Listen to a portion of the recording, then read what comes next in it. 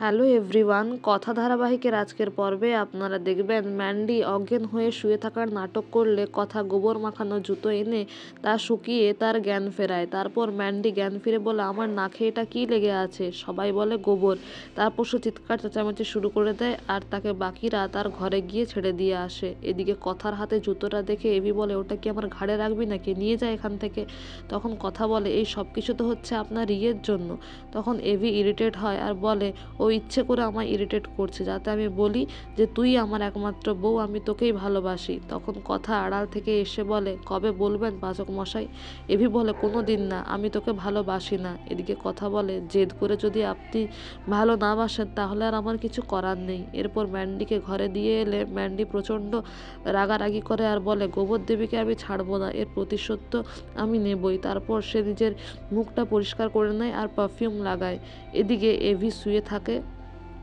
কথা তখন এভিকে দেখে মনে মনে বলে, আপনি আপনার বন্ধুদের জন্য কত কিছুই করেন, আপনার বন্ধুদের সামনে আমাকে বাঁচালেন, আমার মান রাখলেন, এটা আমি কখনো ভুলবো না, এই ঋণ আমি শোধ করতে পারবো না।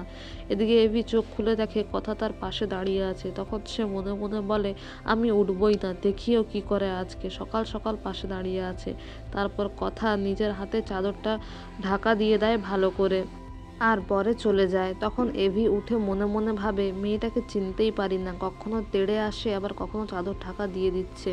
এরপরে মা আনন্দীর পুজো শুরু হয়, সেখানে পুজোর আয়োজন শুরু হয়। তখন কথা জনিকে বলে, তোর কি মনে হয় যে মান্ডবী সত্যিই অন্ধ না নাটক করছে? এদিকে ম্যান্ডি ঠাকুর ঘরের বাইরে দাঁড়িয়ে থেকে ওদের কথা শুনতে থাকে আর কথা হঠাৎ মনে হয় যেন একটা চেনা গন্ধ সে পাচ্ছে। তাই ঠাকুর মশাই যখন পুজো করে, সে পুজো করার পরে কথা সেখান থেকে বেরিয়ে আসে আর বলে, আমাকে জানতে হবে এই গন্ধটা কোথা থেকে আসছে। এরপর রান্নাঘরে গিয়ে এভি আর কথার মধ্যে একটু খুনসুটি হয় সকালের ব্রেকফাস্ট নিয়ে। শেষে এভি ভোটে জিতলে কথা বলে, ঠিক আছে পাচক মশাই, আপনি রান্না করুন, আমি আসছি। আর এ দেখে এভি মনে মনে বলে, ময়দান ছেড়ে যাওয়ার মেয়ে তো ও নয়, নিশ্চয়ই কিছু একটা চলছে ওর মাথার মধ্যে, আমাকে জানতেই হবে। এদিকে ম্যান্ডি এভির কাছাকাছি যাওয়ার চেষ্টা করতে থাকে আর ম্যান্ডির পারফিউমের গন্ধ সারা বাড়িতে ছড়িয়ে থাকলে কথা মনে মনে ভাবে, আমাকে জানতে হবে এটা মান্ডবীর গায়ের গন্ধ কিনা। তারপর সে মান্ডবীর ঘরে গিয়ে বুদ্ধি করে পারফিউমটা নেয় আর গন্ধটা শুকে নিয়ে বলে, আমি ঠিক ধরেছি, এটা মান্ডবীরই কারসাজি, গোটা ঘরে ও ঘুরে বেড়াচ্ছে, মানে আমার ওপর নজরদারি করছে। ঠিক আছে, আমাকেই এবার একটা টোপ ফেলতে হবে। ম্যান্ডিকে হাতে নাতে ধরতে চায়, তাই বলে, আমি পাচক মশাইয়ের কাছে আর যাচ্ছি না, আমি নার্সারিতে যাই কতগুলো সবজি তুলে নিয়ে আসি।